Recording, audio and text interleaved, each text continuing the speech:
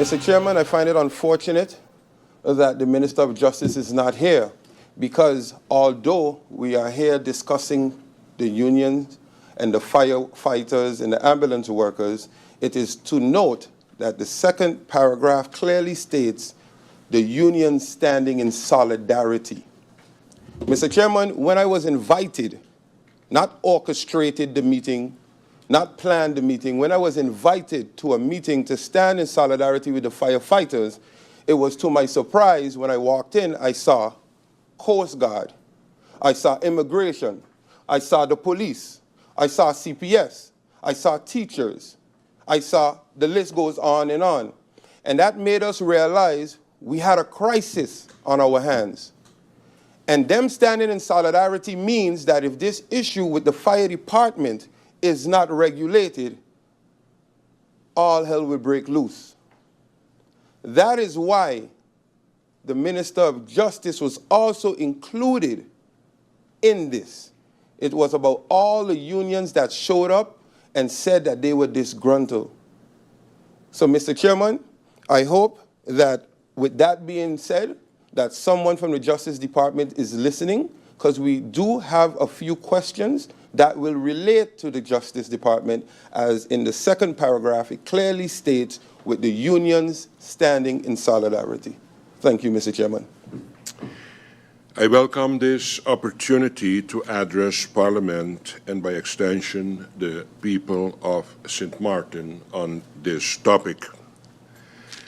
This matter concerning the fire department have generated considerable public discussion in recent years, not weeks, but recent years. Though I have inherited these matters, I take full responsibility, being Prime Minister and Minister of General Affairs, and remain committed to addressing the concerns of the fire department. Government fully respects the rights of civil servants, including, of course, the staff of the fire department. The government is also fully aware and respectful of Parliament's role in seeking clarity on behalf of the people of St. Martin. Therefore, of course, we welcome the opportunity to provide a factual account on this topic. Mr. Chairman, on October the 16th, 2024, in the late afternoon, my presence was requested for the fire department for an urgent meeting. It is during this meeting that I was informed on possible issues with the draft new function book for the fire department that had been approved by the CSU by letter dated May the 1st, 2023. At the end of the meeting, I agreed with the request to halt the process of the publication of the function book to have a close look at the content.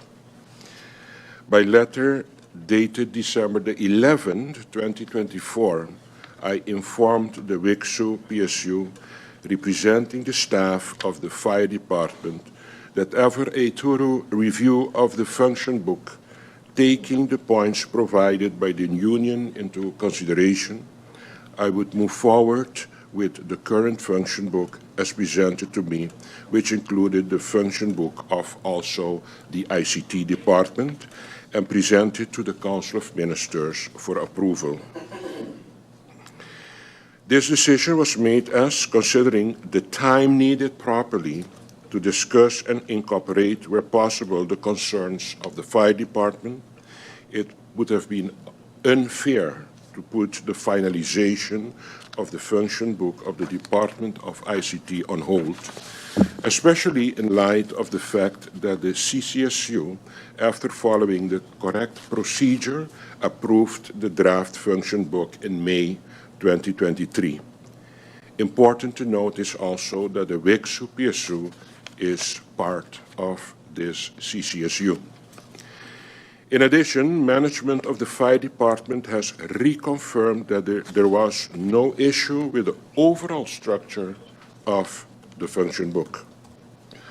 I also assured the union that discussions would continue in regard to their concerns, especially the desire for a covenant between the CCSU and the Minister of General Affairs to discuss outstanding issues of the fire department and request that the draft covenant be sent to my office as soon as possible.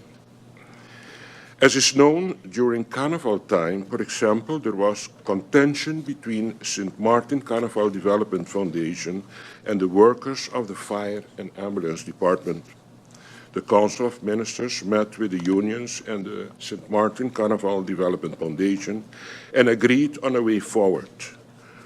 More meetings followed between the union, myself, and my support staff. I submitted and just submit the correspondence and action taken addressing the concerns that that time was an issue in April 2025. One of the agreements made was that we would begin negotiating on a draft covenant to be presented by the union on behalf of the staff of the fire department, which would cover the outstanding matters of the fire department. The first of this negotiation meeting was held on September the 26th, 2025. However, before the negotiations on the content of the draft covenant started, the negotiation team, on behalf of the staff of the fire department, presented 3 points they wanted a commitment on in order to end the go-slow action. This is where we are now, with negotiations on the draft covenant yet to start. On August the 25th, 2025, I met with a majority of the faction leaders in Parliament, which enabled all present to receive a chronological overview at the time of government's engagement with WICSU, PSU, and the fire department. Mr. Chairman, I will be submitting a formal letter regarding the timeline between government of St. Martin and the WICSU PSU from October the 24th through August the 25th.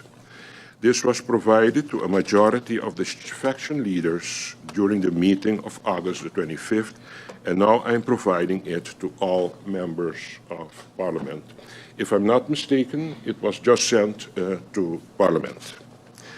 Further, I acknowledge that some honorable members have called this meeting seeking clarity and a clear course of action in 4 key areas.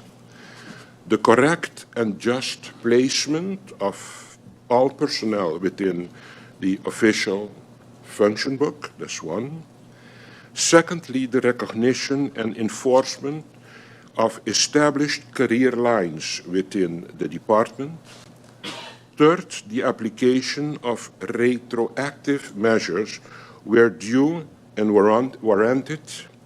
And 4, a binding time-specific commitment from government to ensure execution without delay.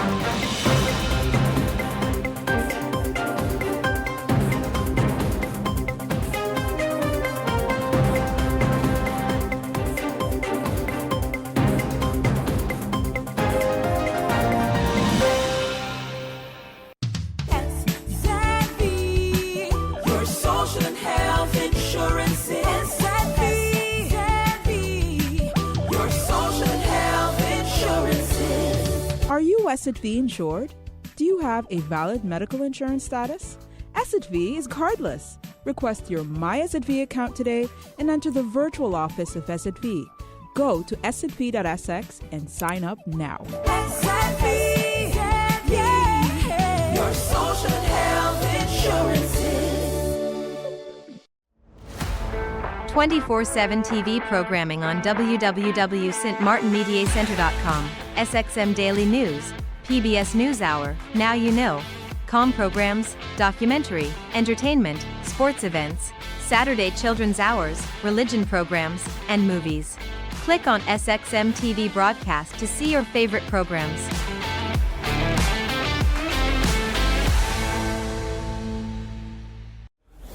St. Martin, as heavy rain falls across our region, we urge all residents and visitors to exercise caution and stay alert. Here are the areas prone to street flooding, flash floods, and/or rock slides. Avoid these locations until water levels subside. Atillage Road Roundabout, Cul-de-Sac. Arch Road, Sucker Garden. Beacon Hill Road, Simpson Bay. Atillage Road, Border Monument, Belvedere, Lower Princess Quarter. Billy Folly Road, Cole Bay. Emma Plain, Phillipsburg. L.B. Scott Road, Cul-de-Sac. Rhine Road, Lowlands. Welhelican Road, Low K Roundabout, Cahill, Little Bay. Well Road, Wellington Road, and Orange Grove Road, Cole Bay. Yancho Rousquin Boulevard, Point Blanche, and Sakersgut Road, Cul-de-Sac. Remember, safety comes first. Let's work together to keep our community safe. This public service announcement is brought to you by the Department of Communication.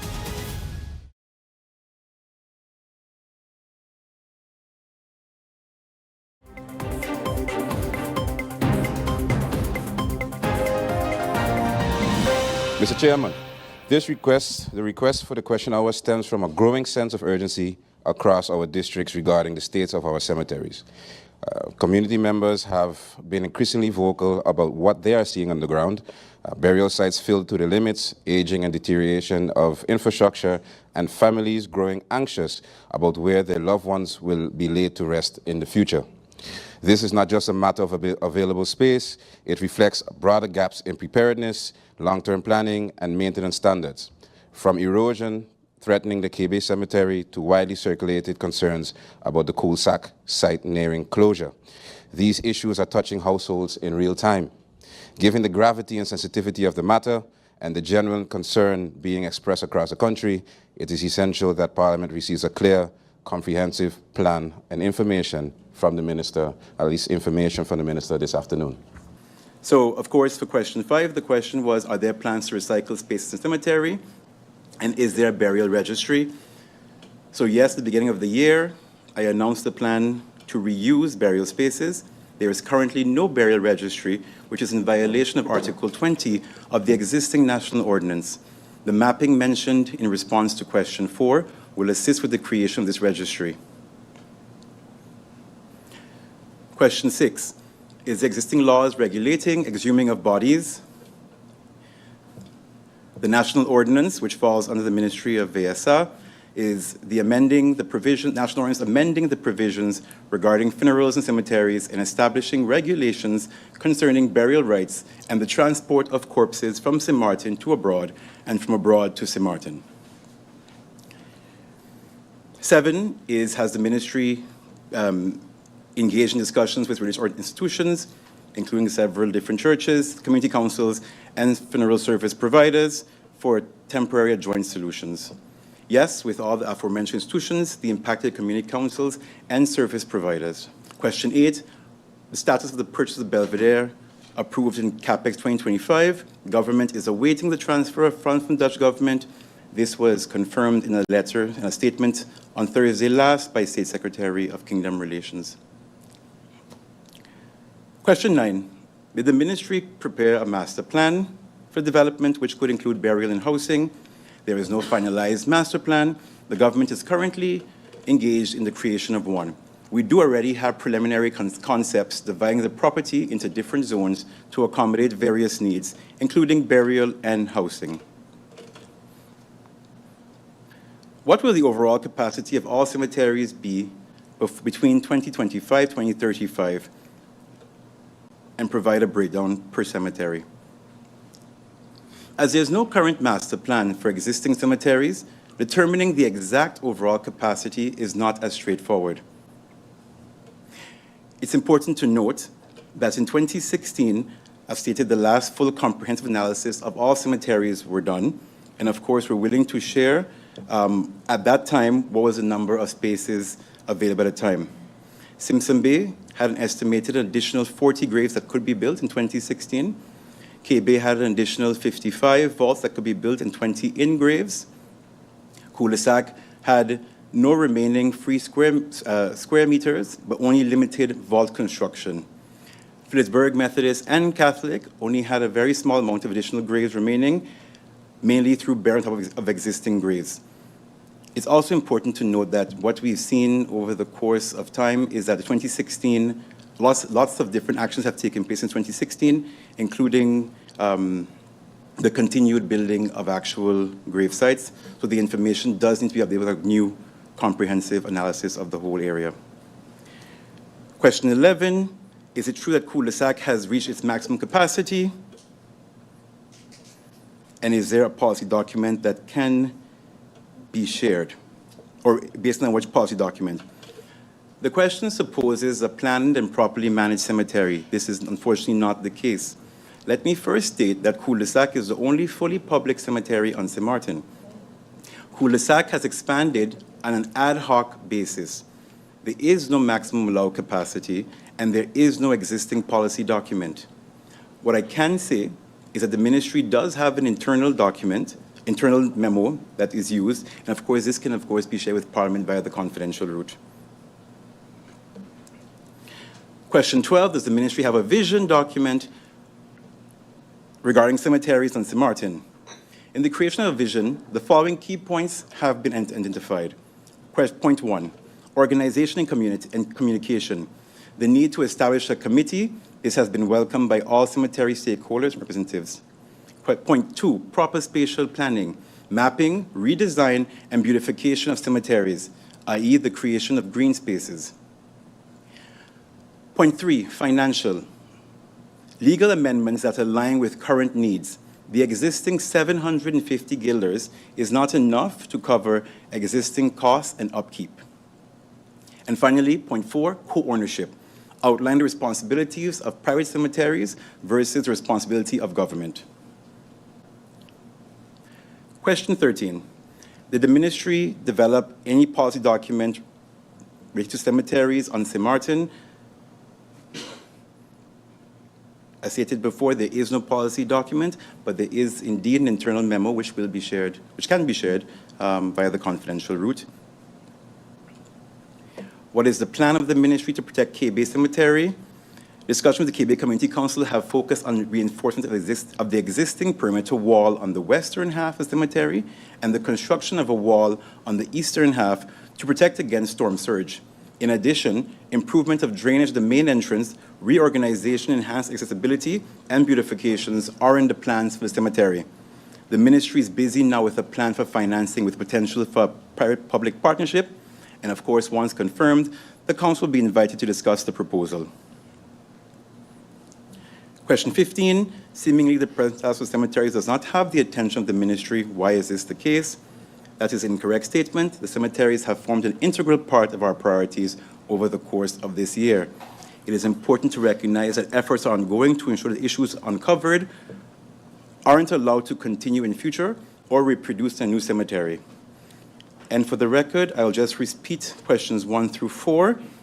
MP York's first question, when did the ministry conduct the last official assessment on available burial space within the cemeteries, and what were the findings? Question 2, what immediate short-term measures is the ministry taking to address the urgent lack of burial space? Question 3, has the ministry identified any parcel of land suitable for establishment of a new public cemetery, and if so, where? And finally, question 4, has the ministry initiated a planned cemetery development or expansion plan, and what is the proposed timeline for implementation of this?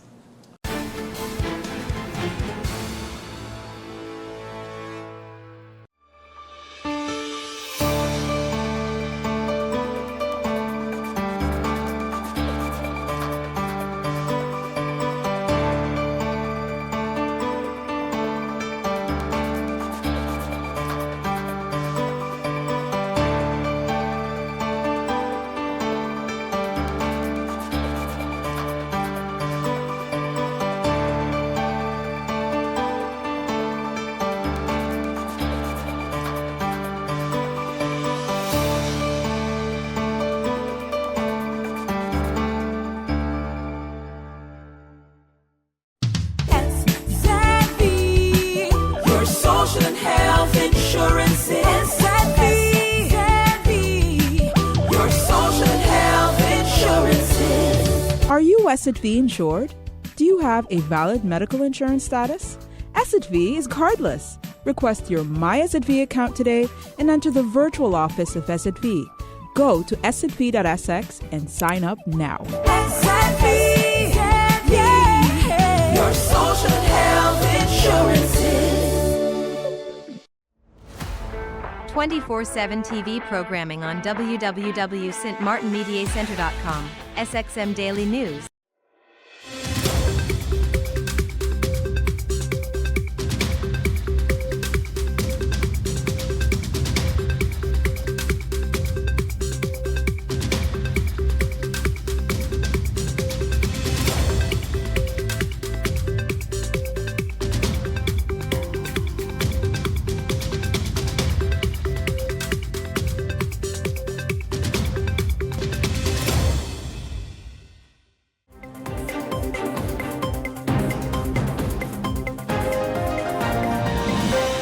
As we have 15 years of self-governing behind us here in the South, and 18 years of being a collectivité d'outre-mer in the North, it is debatable whether our journey is going fast enough, or even if it should be going fast at all.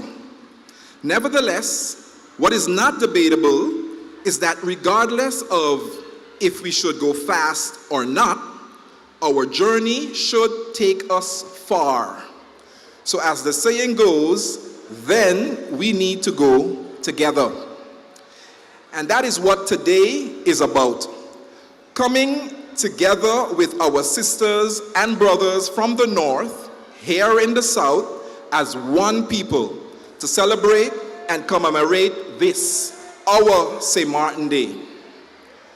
Though some may say that faithfully coming together every St. Martin Day and professing our will and desire to work together with the aim of bettering the lives of the people of St. Martin is a farce, I say it is a yearly renewal and reaffirmation of our commitment to each other to do so. This renewal rekindles and keeps the flame of our one people, one island, one destiny motto burning. And when we stand in the light of that flame, it allows us, with our aspirations and dreams of a brighter future, to cast a shadow on the naysayers casting seeds of division. That flame also sheds light on and enables us to dream and envision what we want to achieve as a people, where we would like to see ourselves in the future, and gives us a glimpse of what that future looks like. A future where the next hotel, hillside, or beachside condo respects, complements, and supports our natural environment. A future where economic growth actually benefits and is felt in the pockets of the average St. Martin man and woman, not only in the pocket of the recipient of a 10-year tax break. A future where our youth see opportunity instead of feeling they have nothing to lose. They see that they have so much to choose, and where we foster an environment that enables them to achieve their full potential. In short, a balance between our people, protecting our environment, and our prosperity. Our celebration today, therefore, serves great purpose to all of us, the people of St. Martin. It acts as a catalyst to us being the agents of our own story.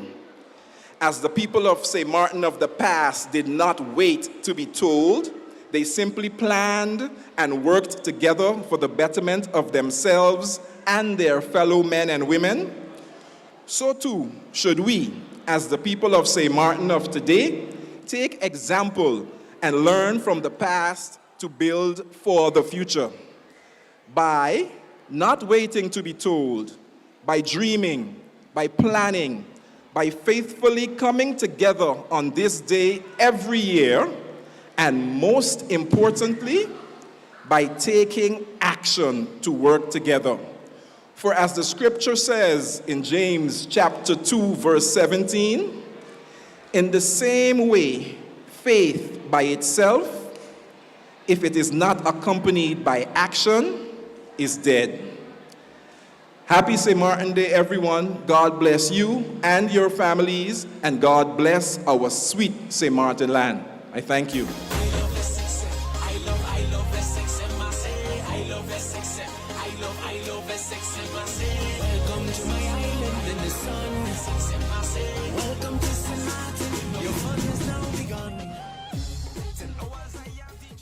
First of all, I'd like to thank everyone for being here today.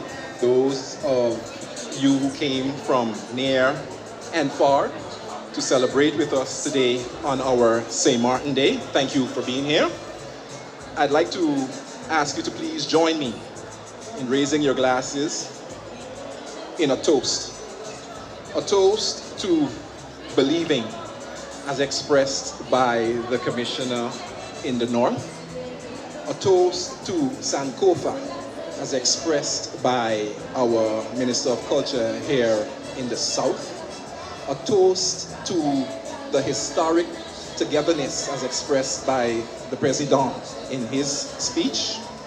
A toast to togetherness as expressed by the Prime Minister. A toast to cooperation as expressed by the Prefet in his speech. And as I stated, a toast to, most importantly, action on working together in the North and the South for the betterment of all people of St. Martin. So, cheers to St. Martin. Happy St. Martin's Day, and all the best. Thank you. Cheers.